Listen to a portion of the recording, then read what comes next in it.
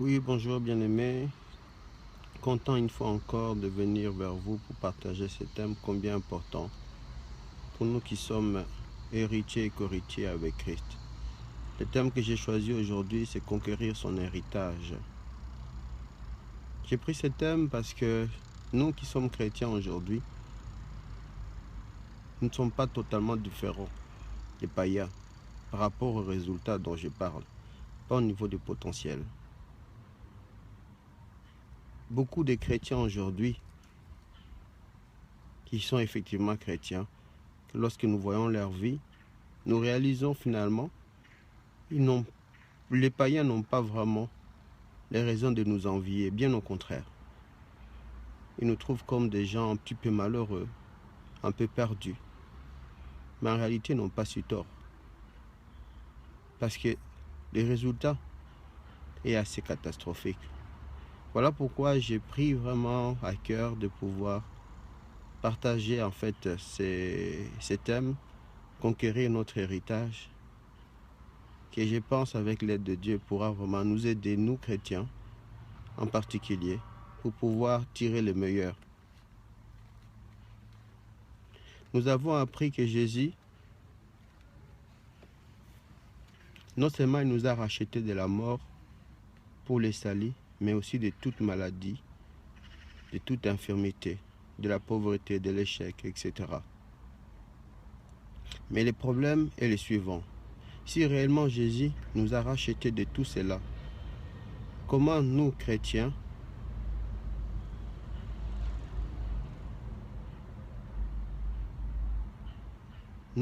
parce que je ne parle pas de non-chrétiens, je parle des chrétiens, nous, chrétiens, nous sommes loin de la bénédiction que Dieu nous a léguée ou nous a donnée.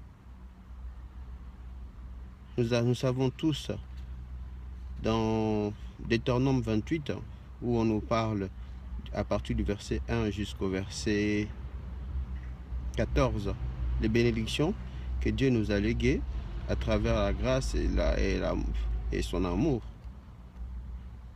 Mais j'aimerais bien comprendre pourquoi nous, en tant que chrétiens, nous ne bénéficions pas de cela. Il est vrai qu'un testament ne prend effet que lorsque la personne qui l'a émis décède. Voilà une des raisons d'ailleurs pourquoi Jésus est décédé. Si Jésus est mort, c'est parce que ce qu'il nous a donné, ce qu'il nous a légué comme héritage, nous ne pouvons pas vraiment jouir de cela tant qu'il était vivant. Parce qu'une fois que la personne qui a émis les testaments est morte, eh bien, la mort active les promesses que Jésus nous a données. Donc aujourd'hui, nous avons toutes les raisons de pouvoir réellement se dire que toutes les promesses que Jésus nous a données, ils sont actifs. Et donc, nous pouvons vraiment jouir totalement de cela. Alors, qu'est-ce qui fait justement que malgré qu'ils soient actifs, nous n'arrivons pas à les posséder?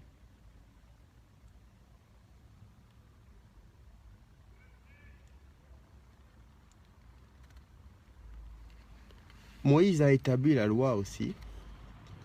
Et la loi a été activée aussi lorsque Moïse est mort. J'ai me posé souvent la question de savoir pourquoi Moïse n'a pas pu rentrer dans la terre promise. C'est lui qui a établi cette loi. C'est un genre de testament. Et Dieu voulait que nous en bénéficions. C'est pour ça que Dieu a voulu que Moïse ne puisse pas, lui, rentrer dans la terre promise, parce que nous devons justement conquérir l'héritage qu'il nous a donné. Et il a légué cela à Josué, qui lui devait amener le peuple, mais en se focalisant justement sur tout ce que Moïse lui a dit, mais fidèlement. Donc, le testament.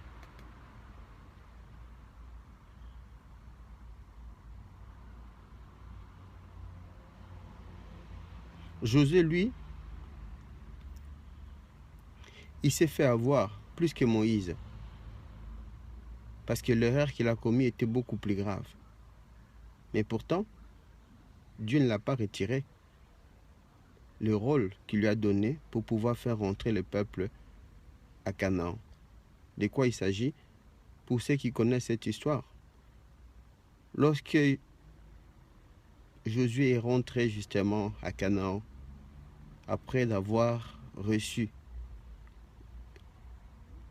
le message de Dieu lui disant qu'il devait posséder ou conquérir tous les territoires sans exception.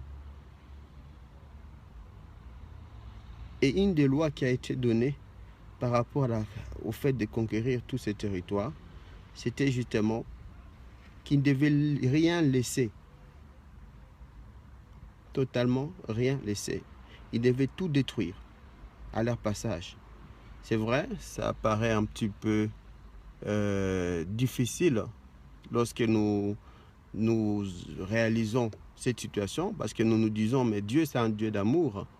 Mais comment ça se fait que Dieu donne l'ordre à Josué en disant de massacrer les enfants, les femmes, les animaux et tout ce qui se trouve dans les territoires où ils doivent posséder? Je me suis moi-même demandé cette question. Et après d'avoir réfléchi et après d'avoir prié, le Seigneur m'a fait comprendre une chose. Il voulait simplement montrer combien Dieu déteste les péchés, les mal. Comme c'était justement des territoires où le mal avait pris de l'ampleur, Dieu ne voulait pas du tout, avoir des liens avec ces mal. C'est pour ça que Dieu a fait son possible pour exterminer totalement le mal. Donc, pas le moindre devait rester. Vous vous souvenez de l'histoire des Akan? Après d'avoir combattu à Jéricho, ils ont fait une triomphe totale parce qu'ils n'ont pas combattu. Parce qu'il y a une différence entre la victoire et le triomphe, comme je disais la dernière fois. Le triomphe, c'est quand on a gagné la victoire sans combattre. Ils ont tourné cette fois, ils ont lancé des cris et c'était la totale. Et alors quand ils ont pris Aï, qui était la ville juste après, ils devaient conquérir, qui était beaucoup plus petit que Jéricho, la Bible dit qu'ils se sont vraiment, ils ont eu beaucoup de soucis, ils ont complètement échoué. Josué, étonné de cela, il s'est posé la question de savoir exactement qu'est-ce qui s'est passé. Et Dieu lui dira, oui, il y a un souci. Le souci, c'est quoi? C'est qu'un de vous n'a pas respecté la loi que Dieu a établie. Mais j'ai fait une parenthèse. C'est une seule personne qui n'a pas respecté cette loi. Mais les conséquences de cela, c'était dans tous les groupes, dans tous les peuples d'Israël. C'est pour ça, nous, en tant que chrétiens, nous ne devons pas nous dire, oui, mais moi, tant que je marche avec le Seigneur, moi, tant que je fais ce que Dieu me dit, je m'en fous du reste. Non, nous sommes un corps. Nous sommes tous dans un corps. Nous sommes des membres faisant partie du corps. Si un membre ne va pas bien, le corps tout entier est en situation complexe. Souvenez-vous de l'histoire de Jonas. Lui aussi, il est rentré dans le bateau. C'est lui qui n'a pas voulu obéir. Mais le problème, c'est quoi? C'est que tous les bateaux étaient en danger. Mais quand on l'a pris, quand il a reconnu que c'était lui le fautif, on l'a jeté dans l'eau. Eh bien, la tempête qui était là s'est calmée. Donc, pour une faute d'une personne, eh bien, les résultats ou les conséquences de ça peut être quoi? L'ensemble des gens. C'est pour ça que nous devons vraiment faire attention. Quand un de nous fait quelque chose qui n'est pas correct vis-à-vis de Dieu, Dieu nous demande justement d'aller le voir et d'essayer de l'orienter dans le bon sens. Ce n'est pas seulement pour lui qu'on le fait, c'est surtout pour nous aussi. C'est très important.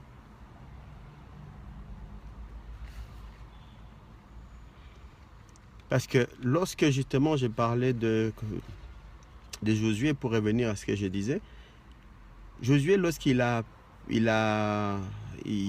dépassé Aïe, après avoir vu que Akan avait désobéi à la loi de Dieu, bon, non seulement il a été tué, mais toute sa famille, ce qui est quand même malheureux. Et alors, ils ont pris conscience. Là, ils ont réalisé que c'était beaucoup plus sérieux. Et alors, il devait attaquer le troisième pays, c'était Gabonite. Les Gabonites, quand ils ont appris ce qui s'est passé, ils ont réalisé les problèmes qu'ils avaient, parce qu'ils ont eu peur, pas de Josué, ni de son armée, mais de Dieu de Josué. Quand ils ont vu que non, Josué a pu combattre Jéricho sans trop de problèmes, aïe, il s'est dit non, si on doit les affronter, on n'a aucune chance. Qu'est-ce qu'ils ont fait? Ils sont venus voir Josué et ils lui ont dit, vous savez quoi Josué? Ce que je vais faire, nous, on vient faire alliance avec vous, parce que nous venons de très très loin. Ils ont pris du pain, ils ont pris tous des trucs qui sont devenus secs pour faire croire qu'ils ont fait un très long voyage et pendant ces voyages, toutes ces choses sont devenues secs.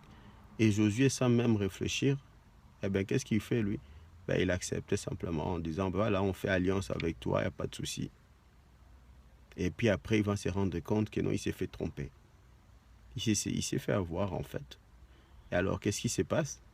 Il ne sait pas revenir sur la décision qu'il a prise. Il avait un choix, soit de revenir en disant il m'a trompé malgré tout et je ne prends pas en compte ce que je viens de prendre comme alliance. Mais l'alliance, il l'a fait au nom de Dieu. Or, Dieu était beaucoup plus sacré pour lui que la bêtise qu'il venait de faire.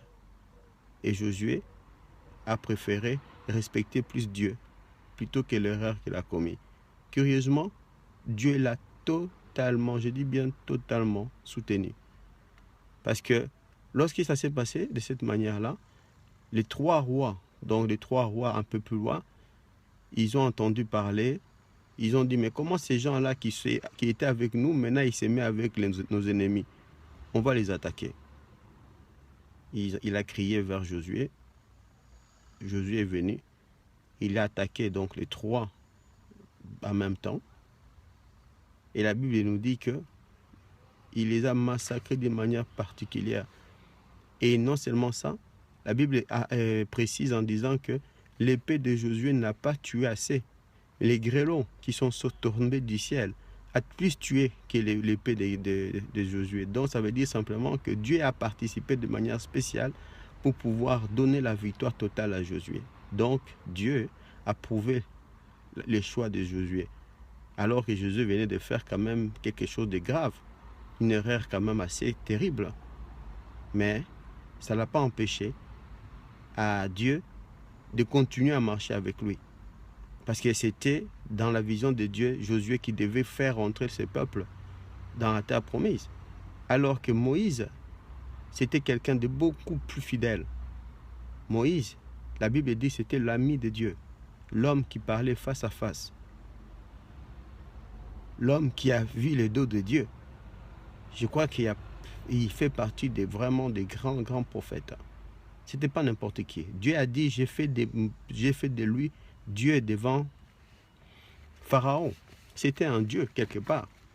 Quand il sortait dans la présence de Dieu, son visage était en gloire. Ça brillait tellement que la gloire de Dieu était sur lui. Mais cet homme, Dieu n'a pas permis qu'il rentre. Contrairement à ce qu'on peut penser, il a fait ceci, il a fait cela. C'était dans le plan de Dieu simplement. Pourquoi? Parce que lui, comme il a établi le testament, il devait mourir pour que ce testament-là puisse prendre possession. Maintenant, nous allons entrer au cœur de notre sujet. Conquérir notre héritage. Tout ce que Dieu nous dit, tout ce qui est écrit, ce sont des modèles pour nous référer. C'est là, enfin, que de procéder de la manière suivante.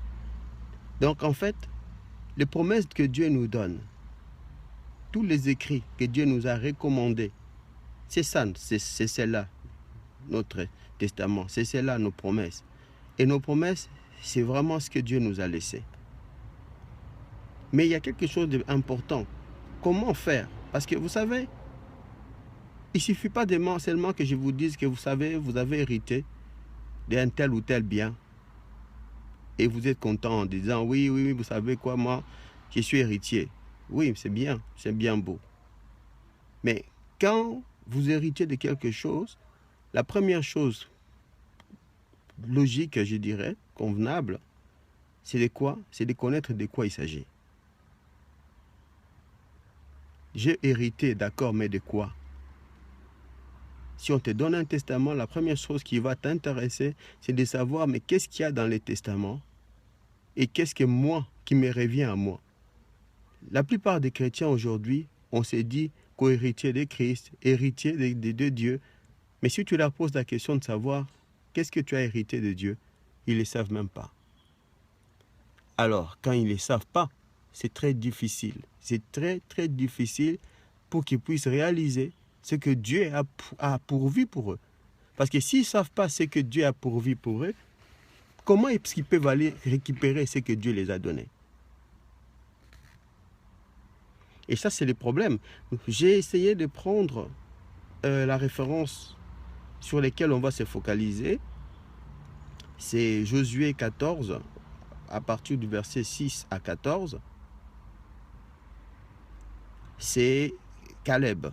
Enfin, c'est l'histoire de Caleb. Donc, nous connaissons l'histoire de Caleb avec les deux espions qui sont rentrés dans Canaan. Il était le seul, en dehors de Josué, qui est sorti optimiste, vraiment courageux.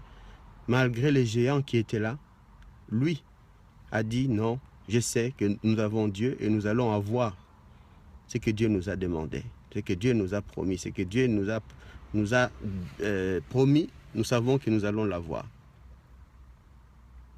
Pourtant, il y avait des gens beaucoup plus courageux, beaucoup plus jeunes que lui.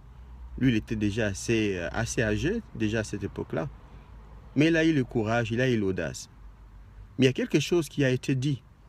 Lorsqu'il est revenu, on lui a donné une promesse en disant « La terre où il va fouler son pied, on va lui donner un héritage. » Mais quand il est revenu, après les 12 espions, il est revenu.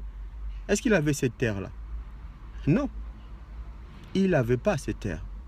Mais ce qui est bien, c'est qu'il savait que c'était une promesse qu'on lui a donnée. Et après, il devait maintenant réellement aller conquérir. J'attire vraiment votre attention à cela. Lorsqu'il est rentré dans différents territoires, il n'a rien dit à Josué. Mais quand il est arrivé sur la terre où il avait foulé son pied, il s'est retourné vers Josué pour lui dire « Est-ce que tu te souviens, quand j'étais ici, quand j'ai foulé ce territoire-là, eh bien Dieu, Moïse, ton serviteur de Dieu, avait dit, il avait donné cette promesse-là, il dit que non, les pays où je foulerai à pente de mes pieds, il me les donnera en héritage. Eh bien, je suis dans ces pays, ça me revient. Mais qu'est-ce que ça sous-entend? Ça sous-entend, ce n'est pas seulement le fait d'avoir une promesse de Dieu.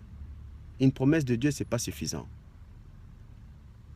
Parce que tu peux avoir une promesse de Dieu, mais si tu ne sais déjà pas de quoi il s'agit, si tu ne vas pas pour aller les prendre, parce que si tu connais, c'est comme si quelqu'un te donnait un chèque. Mais le chèque, tant que tu ne vas pas à la banque pour aller retirer de l'argent, le chèque, il ne te sert pas à grand-chose. Oui, le chèque, il est à toi, certes, mais tant que tu ne vas pas les retirer, tu ne vas pas en jouir de ces chèques. Et c'est ça qui, aujourd'hui, nous amène, nous, en tant que chrétiens, nous avons vraiment des soucis. Pourquoi? Parce que nous sommes des chrétiens, nous nous disons que nous sommes bénis, nous nous disons que Dieu, il est tellement en train de faire tellement de choses. Mais il y a des choses que Dieu ne fait plus, parce qu'il a déjà fait. C'est à nous de le faire. Caleb, il n'a pas encore commencé à dire « je vais prier pour avoir l'héritage ». Il n'a pas commencé encore à dire « mais comment je vais faire pour aller conquérir cela ?» Non, il est allé seulement saisir ce qui lui a été donné.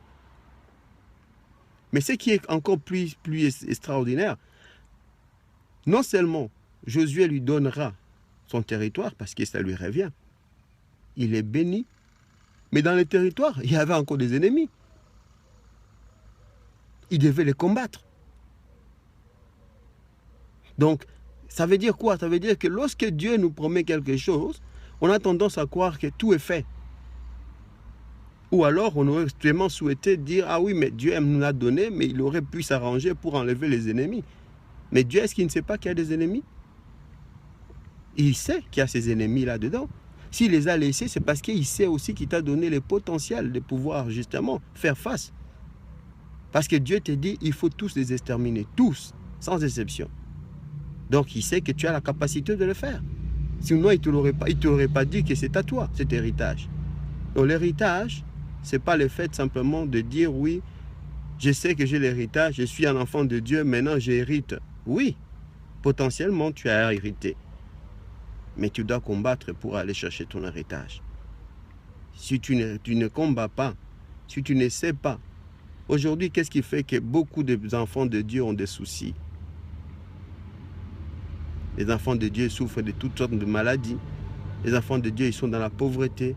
Les enfants de Dieu, ils sont dans la déprime, dans toutes sortes de choses. Quand je vois ça, franchement, ça m'écoeure. C'est parce que nous ne savons pas l'héritage que Dieu nous a donné. Beaucoup vont accepter que non, moi je suis sauvé. Je les salue. Ok, c'est pas faux. Si tu as Jésus-Christ, si tu l'as accepté comme Seigneur et Sauveur, il est vrai que tu as les saluts. Mais Dieu ne t'a pas donné seulement les saluts. Dieu n'est pas venu, Jésus n'est pas venu sur la terre uniquement pour qu'il puisse mourir, pour que toi tu aies au ciel. Alors sinon on ne serait pas resté sur la terre. Hein. Ça serait maintenant, chaque fois que quelqu'un va donner sa vie à Christ, eh bien il monte au ciel. Et ce n'est pas le cas. Mais si Jésus nous a laissés sur la terre, c'est parce que Jésus avait encore un autre plan. Un autre plan pour chacun de nous. Jérémie 29, 11, il dit, j'ai un plan non de malheur, mais de paix, de prospérité pour chacun de vous. Donc, il a un plan pour nous. Jésus veut que nous soyons des modèles sur cette terre. Jésus veut que nous soyons réellement les sels, la lumière du monde. C'est ce que nous dit la Bible. Comment nous pourrons les devenir? Comment nous pourrons parler de notre Dieu est puissant si nous-mêmes nous sommes dans des situations compliquées? Comment nous pourrons dire que non, Dieu guérit les malades? Quand je suis malade, je panique.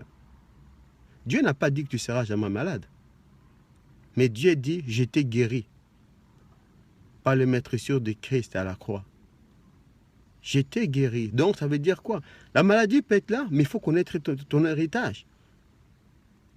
Ça veut dire quoi? Ça veut dire que lorsque tu pries Dieu et que tu reconnais ce que Dieu a fait pour toi à la croix, Dieu agira. Pas par rapport à toi, par rapport aux promesses qu'il t'a données. Parce que Dieu ne fait pas les choses parce que nous lui demandons. Non, pas du tout. Ce qui intéresse Dieu, ce n'est pas ce que nous pensons. Ce qui intéresse Dieu, c'est que ses promesses se concrétisent. C'est pour ça que Dieu dit que ma volonté soit faite, pas la vôtre. Mais Dieu merci, dans sa volonté, nous retrouvons la nôtre. Parce que notre volonté, c'est quoi? C'est d'être bien, c'est d'être en bonne santé. Ce n'est pas être souffrant, c'est être dans la joie. Or, c'est la même volonté que Dieu.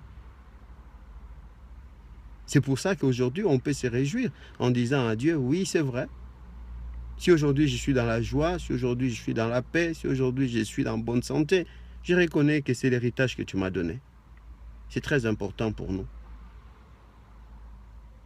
J'aimerais vraiment qu'on puisse comprendre que les gens ne se trompent pas d'eux-mêmes en se disant, oui, parce que j'ai prié, la bénédiction ne vient pas tout seul. La bénédiction, il faut aller la chercher. Dieu a donné des principes que nous devons absolument se focaliser dessus. Sans ces principes, malgré les potentiels que Dieu nous a donnés, nous pouvons totalement passer à côté. Dieu a quelque chose de merveilleux pour chacun de nous. Dans ces temps de fin, nous devons vraiment apprendre à nous confier à Dieu et Dieu seul. Parce qu'il n'y a personne d'autre qui peut nous faire sortir d'une situation. Sinon, Dieu seul. Dieu ne dit-il pas que malheur à l'homme qui se confie à l'homme, mais heureux l'homme qui se confie à Dieu. Si nous croyons que non, Dieu nous entend, si nous croyons que lorsque nous parlons, il écoute, mais croyons aussi qu'il répond. Croyons aussi que non, ce qu'il nous a dit est vrai. Vous savez une chose que Dieu ne peut faire, c'est mentir, échanger, nous dit la Bible. Même l'ombre de variation ne peut pas se faire chez lui. Dieu ne peut pas mentir. Donc ça veut dire quoi? Ça veut dire que ce que Dieu a dit, que tu montes, qu'il te descend, c'est la vérité. Parce que Dieu ne peut pas mentir. Ce n'est pas un homme qui va dire des choses après près, qui va dire des choses qui vont dépendre de certaines circonstances. Non, Dieu est au-dessus de cela.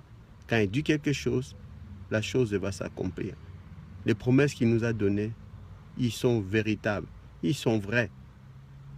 Mais nous devons, nous, en tant que chrétiens,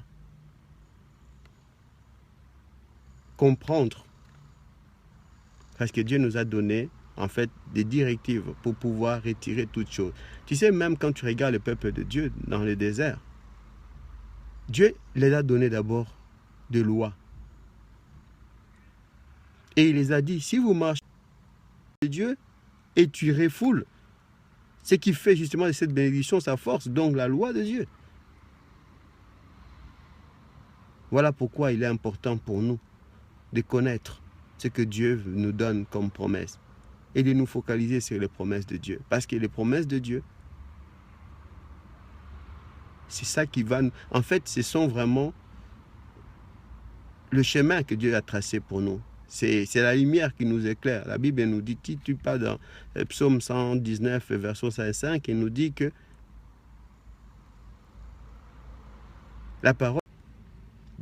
Mais nous devons faire le choix. Ce n'est pas Dieu qui va choisir pour nous. La bénédiction, la malédiction, on a bien vu. Si tu es obéi, voici la bénédiction qui va te suivre. Il ne dit pas que tu vas suivre la bénédiction. C'est la bénédiction qui va te suivre. Donc tu n'as pas besoin de courir derrière la bénédiction. Tu n'en as pas besoin. Parce que celui qui court derrière la bénédiction, jamais l'attrapera. Il sera toujours derrière. Mais par contre, c'est Dieu, lui, qui va ordonner à la bénédiction de te suivre. C'est pour ça qu'Abraham, connaissant les principes de Dieu, lorsqu'il était avec son frère Lot, son neveu plutôt Lot, il a demandé à Lot de choisir. Pourquoi?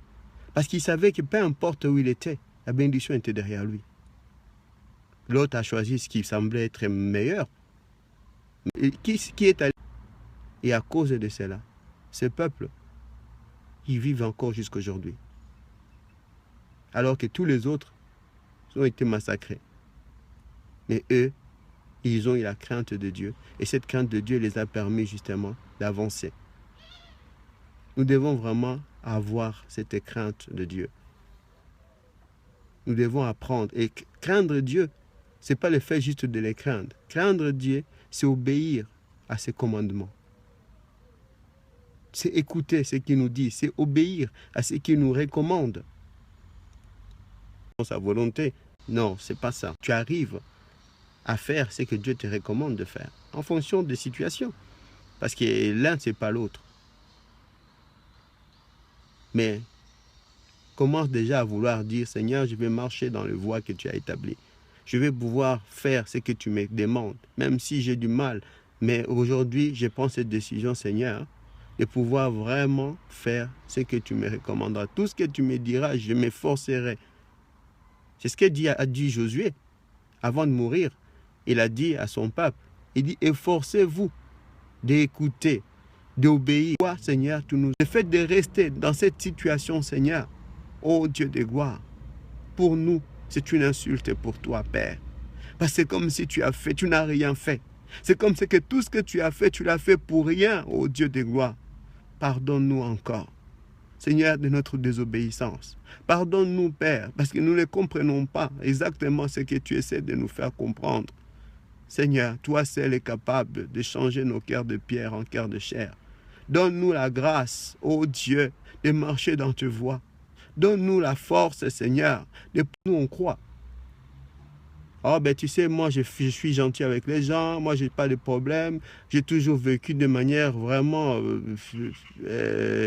optimale, j'ai jamais eu de soucis avec qui que ce soit, tout le monde me trouve gentil, tout le monde me trouve beau, tout ça est bien, mais ça va pas faire de toi un chrétien. Et les jours où tu seras devant le Seigneur, tu seras surpris parce que Dieu te dira, je ne te connais pas. Tu vas dire, mais comment est-ce possible? Moi j'ai fait tout mon mieux. Oui, mais ce n'est pas ça qui va faire de toi un chrétien. Un chrétien, c'est celui qui appelle d'une manière personnelle Jésus-Christ, qui vient dans son cœur comme Seigneur et Sauveur. Alors, je vais faire Parce que c'est Dieu qui fait toutes les choses. Que la gloire lui revient à lui et à lui seul. Je veux simplement que le groupe puisse jouir de ce que Dieu veut donner. Je ne crois pas qu'ils viennent dans ce groupe en vain. Je crois qu'il y a quelque chose que Dieu veut vraiment faire. Parce que Dieu ne fait jamais rien au hasard. Bien-aimés, que Dieu vous bénisse. Et qu'à bientôt. Merci.